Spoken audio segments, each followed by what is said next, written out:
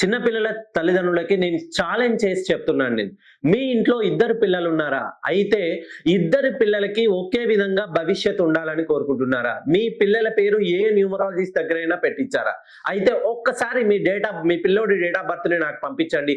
ఖచ్చితంగా 100కి 100% మీ పిల్లోడికి బంగారు భవిష్యత్తు ఉండేలా నేను డిజైన్ చేసి పెడతానండి. మీరు ఒక ఇల్లుకి ప్లేస్ కొనుక్కుంటారు. ఆ ప్లేస్‌లో ఇంద్రభవనం కట్టొచ్చు, పూరి గుడిసె కట్టొచ్చు, మధ్యస్థ రకమైనటువంటి బిల్డింగ్ కట్టొచ్చు.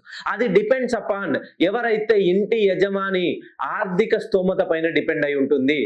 ఇలానే మీ పిల్లోడి డేట్ ఆఫ్ బర్త్ ను నాకు పంపించినట్లయితే వాళ్ళకి ఎలా ఉంది, సైన్స్ సైడ్ ఉంటుందా, రీసెర్చ్ సైడ్ ఉంటుందా, టెక్నాలజీ సైడ్ ఉంటుందా, విదేశాల్లో స్థిరపడతాడా, ఇక్కడే 100 మందికి ఉపాధి కల్పిస్తాడా, తల్లిదండ్రులకు కీర్తి ప్రతిష్టలు వస్తాయా, నలుగురికి దారి చూపించే మార్గంలో మంచి నడవడికతో ఉంటాడా, ఉండడా.